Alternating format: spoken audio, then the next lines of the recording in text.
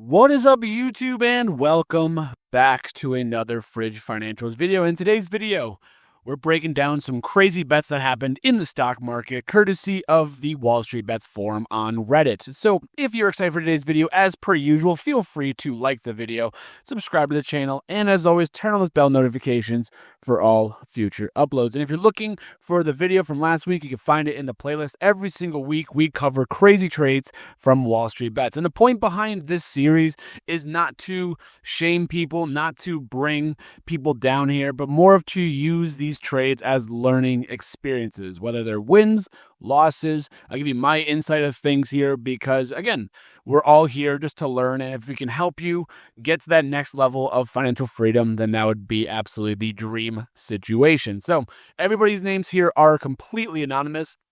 So if you are watching this and you see your post up here from Wall Street Bets, again, we're keeping everything anonymous so nobody will know who you are unless obviously they go back onto Wall Street Bets and find it. But again, we're going to be going into some of the trades here. Some really good ones this week, not as many as last week, but still some very important learning experiences as we go. Coming in with the first trade here, this one was an unbelievable just profit. This guy is up over 200% or about 200% year to date on gains, up $900,000.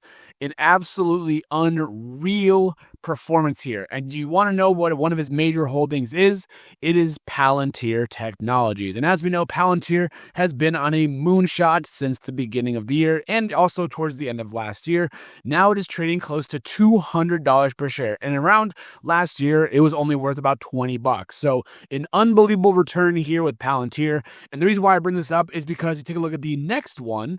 The next one is also a Palantir position as well. And this person bought in at $21 for 3,000 shares, and he has made almost $500,000. Absolutely crazy. What you will see also, which is very, very interesting and a good strategy for a lot of companies that you have solid belief in, is that he has weekly buys, which basically allows him to dollar cost average his positions here. So if Palantir goes down, he buys in cheaper. If Palantir goes up, he buys a little more expensive, but he's able to accumulate more and more shares as he goes. So the nice thing about this idea of recurring investments, it's very simple to do. And if you're not sure about what stocks to do, you can just buy into the S&P 500 every single week to start growing your position. As you know, some people do it with Bitcoin, some people do it with, NVIDIA, some people do it with SPY, whatever it is you want to, but a recurring investment is definitely a good thing to have on stocks you have solid conviction with. This person right here, I'm guessing, again, because he's got so much money invested into it. Again, he started off with, but he's got about $60-something thousand built into this position over the course of a year and a half. But he has obviously done a lot of research and he's loved the stock. I'm sure he knows everything about it. Not everything, but maybe, a good amount of it compared to the average investor. Again, those conviction stocks is what you want to get into. Not meme stocks, not just momentum plays, not random stocks that, that you don't know much about. You want to do those research plays and invest money into those research stocks that you find here. So this guy right here, shout out to you. Making almost $500,000 is absolutely unbelievable. I would hope to get there one day, but absolutely amazing. And then believe it or not, there was this last one here.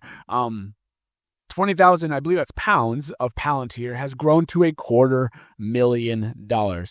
And these are all recently as the last couple of days. And the reason why is because Palantir had their earnings on Monday and they went up. They had really good revenue. They had some really good guidance going forward. So Palantir was up like 5, 6, 7%, I think, the day after. So people are now start posting their gains. And these people made, a crap ton of money here on Palantir stock, up at $181 at the time of this screenshot here. So shout out to you guys for making some money on Palantir. Absolutely amazing. Again, these are people who are probably doing a lot of research and they know the company, they know the fundamentals, they know the finances, and that's what really makes you go the next level in finance. So thank you guys so much, obviously, for posting those gains. On to the next one that we have here is we have this option right here, which is a Reddit one. Funny enough, we're on Wall Street Bets, Reddit trade here. And he made over $4,000 on this option contract you trade right here because of earnings. He bought a deep in the money call option for earnings. Reddit had killer earnings, outstanding ad revenue. It was up as much as like 15%. Now, again, at the time of the screenshot, it was $212 here. And he made a crap ton of money on it. Again, about $4,000 so far. I don't know if he closed it or not. Hopefully he did because it expires tomorrow. tomorrow, unless he wants to assign the contract to himself to get cheaper shares, which is another possibility to do. And the reason why I posted this was not because of the gains only, but it's also because of the title that he wrote with it. He wrote, and I quote, "should have gone all in." And the reason why I'm putting this here is because in hindsight, yes. And everybody says this, myself included. Why didn't I throw 10 grand at it? Why didn't I throw 30 grand at it? Why didn't I full port my entire position? Because I made some unbelievable gains here. And we never know, right? Because what happens if Reddit came out with awful numbers, especially earnings? Earnings can be a huge coin flip. Imagine you played the earnings play here. Reddit comes down, 15% instead of going up 15%. Then he loses, $900 in this case as a result. Then you wouldn't be posting should have gone all in, right? So the should have gone all in aspect is something that, yes, in hindsight, of course, but we never truly know what our trades will do for an outcome. Maybe they hit, maybe they miss, which is why position size, portfolio size, and knowing your risk management is very, very crucial. So shout out to you. Made a lot of money. Absolutely love it. And I respect you for doing that. And I thank you so much for posting it on Wall Street Bets here. But again, just a learning target to keep in mind here is don't just say I should have gone all in, because now next time you might go all in and then you blow your account, right? So keeping that position size is a very good learning experience for myself included. I get caught doing the same thing, so it's very, very good. But thank you. Shout out to you. Great learning target, or great learning experience here for us, but also a great trade that we will see. Next up, we have doubling up on Figma puts, and this caption is hysterical here. But the learning point here that I have with this is that this is going off of IPOs, right? I made a video about the 10 best, 10 worst IPOs recently on my YouTube channel here. And with IPOs, you don't know what stocks are going to do. Fig was a company, Figma, which pumped up 200%, or I think it was 107% the day it opened up on the market here for momentum. And now it's back down, at $88. So if you bought in 120 and it's down to 88, you're down about, a third of your position because of that value. Trading IPOs is very risky, which is why I think we saw that huge run up here. And this person here was like, this run up can't continue. Obviously, it's momentum for an IPO, but it's bound to cool off at some point. Hence why he went in on puts here. Hopefully the trade works out. I'm not sure what Figma's trading at right now, but just something to keep in mind about with IPOs. They are very, very risky and they're very speculative because they're brand new to the open market. You don't know what they're going to do.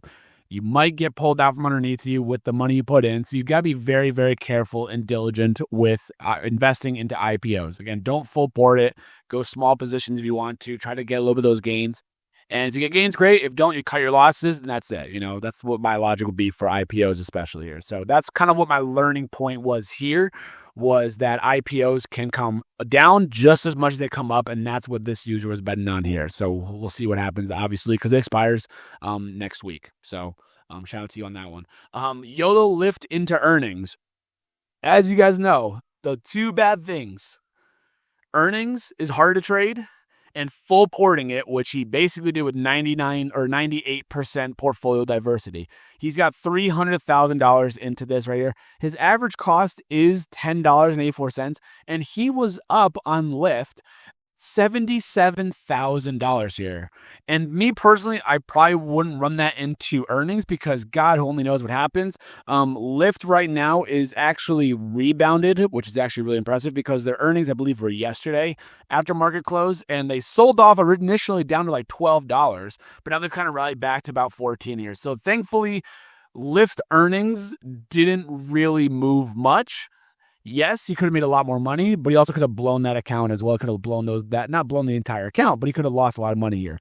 What my logic would be here with 21,000 shares, sell some covered call options at $15, $60 strike prices, and that way you get some good upside, and you also get some passive income as you go. When you have a lot of shares sitting there, and again, you want to hedge yourself for it because, say Lyft earnings go absolutely amazing. If you sell a covered call at $16, it goes past 16, so what? You still make a lot of money as a result. So shout out to you. Thankfully, you are still in the profit. I know Lyft was down at one point. I love that it's back up for you. So shout out to you on that one. Again, covered calls could be a good position to take a look at here. Just kind of hedge your portfolio. But that's a YOLO Lyft for sure. 98% diversity is just in Lyft. and he's playing earnings. Thankfully, he didn't get crushed by it. So shout out to him as well. On to the next one here. I don't feel so good. And let me tell you, as someone who owns Novo Nordisk, yes, I do not feel good either. He has lost $48,000 right now. But again, this is unrealized because he hasn't sold his shares. Okay, so things to keep in mind about, and his average cost is actually lower than mine. Mine's like 68, so he's actually got a little bit of a better price than I have, obviously here. But so he's down 48,000 in unrealized losses here. But the nice thing to keep in mind about when you're seeing these here is that you don't actually realize these losses until you sell the positions. If you are still convicted on Novo Nordisk, you don't need to sell these shares whatsoever. Yes, it sucks to see, but it's a theoretical loss. It's not actualized until he logs in and he sells all of his shares off. My advice, that is not financial advice as per usual, selling covered calls potentially maybe, because you're looking at 4,700 shares here, you could do 47 contracts of covered calls. And if Novo Nordisk goes up, great, you get that capital appreciation back. And you also can get assigned, you can also sell your shares at a little bit of a higher profit there, hopefully. And also, if it goes lower, you could collect that premium from the covered calls. Also, a good thing to note is that Novo Nordisk does, in fact, have a dividend. It's semi-annual, and I believe it's coming up relatively soon, the ex-dividend date. So, since they're a dividend-paying company and he's got a lot of money into it, a dividend payout is going to help offset these losses here. He can either buy more shares, he can do something else with it, he can also sell covered calls. So, this is not the end-all, be-all. If it was like a meme stock, I would say, yeah, you might be in some trouble here. But Novo Nordisk is a solid company in the pharmaceutical game. We know a lot of that about them. They're up there with Eli Lilly and Company and stuff like that. They're big into the weight loss drugs, obviously, and stuff like that. So things to keep in mind about is just, knowing that they pay a dividend is great. Selling covered calls to hopefully offset your downside for the risk. Really good things to consider. Obviously, you could do whatever you want, but that's what my thought would be, is to hold the shares, collect the dividends, sell covered calls, wait for the rebound in appreciation for Novo Nordisk. So that's my advice on that one. Again, which is why it's in here. A lot of these have really good learning points, which is why I'm having them in these videos here. This next one here was looks like a full pour into United Healthcare here. He did 200 debit spreads, which to me just comes off like a full-on YOLO. Again, we don't know what's going to happen in terms of position size compared to what this screenshot obviously shows. It doesn't give us the full picture as we know here. But at the time of recording this, United Healthcare is at 243. And he bought 200 debit spreads for 235, 225.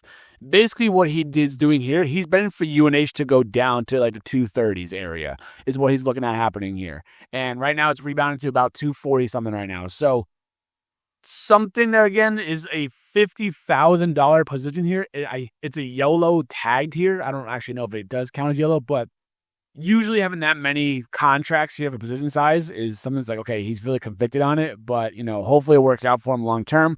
They're not going to, because I just saw the expiration date is tomorrow and it's at 240 right now. So if these were credit spreads, these would actually be paying a lot, because credit spreads means you don't want it to go to 235. Debit spreads, you do want to go to 235. So fingers crossed, maybe, gets a little bit of a reversal in United Healthcare. He's able to make some profit there as a result. He was up $3,000, so maybe he cashed out early. Hopefully he did, just because I want him to make money, obviously. But very interesting play on that one as well. SRPT stock, how is CEO Doug Ingram not fired yet? Have no idea who Doug Ingram is besides the CEO of this company here. But again, full YOLO, $200,000 into this account here. And I'm guessing that he did bad with maybe earnings or who knows what, and the company is at a loss right now. But again, full porting, bad idea. $200,000 obviously is absolutely insane here. Hopefully he's done a lot of research on this company here. I have no idea. But again, what I would do, sell covered calls here. You have 12,000 shares. You could do, 120 contracts of cover calls here, essentially. So doing that will also help offset your losses and collect passive income as you wait for this company to hopefully rebound. If you are strongly convicted on the stock, Selling covered calls just gives you a little bit of extra downside protection because if the stock goes down, you still get passive income to kind of offset your losses. So kind of a common theme here, when you have a crap ton of shares, it maybe doesn't hurt to do covered calls just in case, for whatever reason here. And, obviously covered calls at your strike or at your average cost, like $16.50, means you'll be selling for a profit. You can do 17. You can go far out and do like a $20 covered call potentially to get some really good upside. It kind of depends on what your preference is as a result of it. Next one is we have all in UNH 23M. I don't know. I think it's 23 male. I'm guessing YOLO did here. 100% diversity.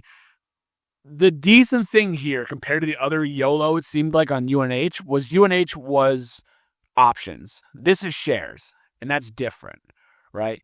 Different shares versus options because shares can always rebound in price. UNH was traded like $500 at one point. Maybe you could trade back to that in the next, 5-10 years. So this is a position where you can hold for years and not worry about value being decaying as much from options plays here, right? Because options have specific expirations, which limits your time of owning, the options contracts. This is just shares. But the nice thing is here, again, he's got 440 shares here. He could sell some cover calls to hopefully get back some positions there potentially. He also does get a nice dividend payout here because UNH is a dividend paying stock, unless they cut it, which I doubt it. But dividend right now, let me take a look and see. UNH is currently paying a dividend of 3.64%. So if you take that $100,000 or $100,400 or whatever you want to do it as, and you do 0.03%, you're looking at, again, over $3,000 just in dividend payouts per year.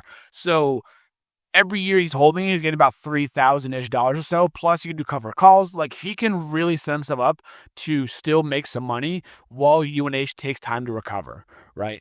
I know it sucks that he full ported the whole thing, but there are options to help offset your losses. Compared to options, there's a lot more options with shares, cover calls, dividend payouts. Those are really, really good things to help you out. Next up, we have this one is titled here, and this one I brought up for a very good learning point. Rate cut coming, thought this would print. Rate cut coming in September is looking pretty likely because the jobs report is starting to show those cracks in the data of the labor market. I made a video about that last week, I believe. I don't know if I posted it last week. Maybe it was earlier this week. But rate cuts this to me, it's a call option, right? It's $108 call options here.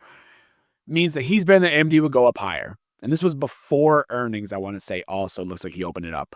Here's my problem with this. Rate cuts do not mean bullish for the economy. And you can say differently because, companies can borrow cheaper and it stimulates the economy. Yes, it stimulates the economy, which means that there's some trouble happening.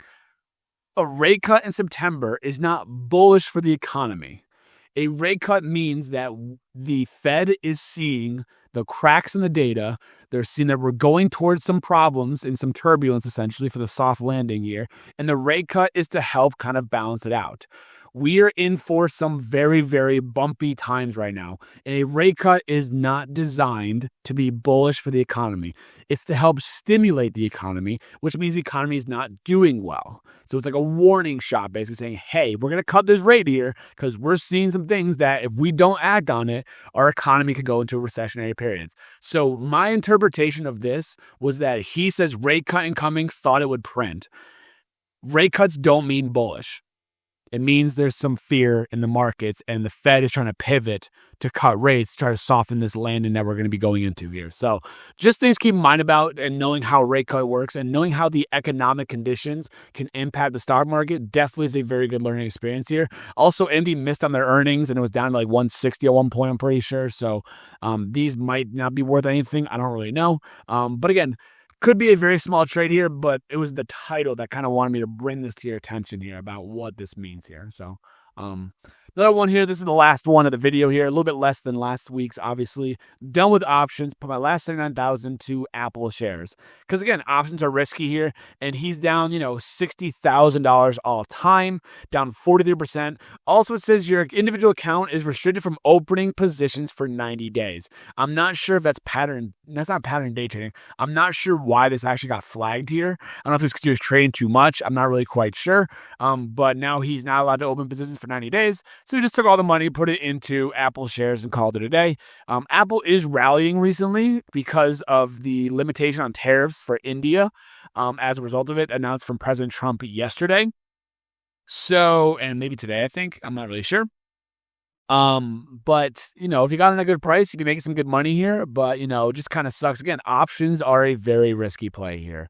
And if you don't know what's going on here, they can be very, very bad for your portfolio, as you can see as another example here. So that is this week on Wall Street Bets. We're into week 2. If you made this far in the video, make sure that you like the video, subscribe to the channel, turn on those bell notifications so that you are notified of every Wall Street Bets week that comes out moving forward. Thank you guys so much for watching today's video. I hope you're making money in the market as per usual, and I will see you guys in the next video.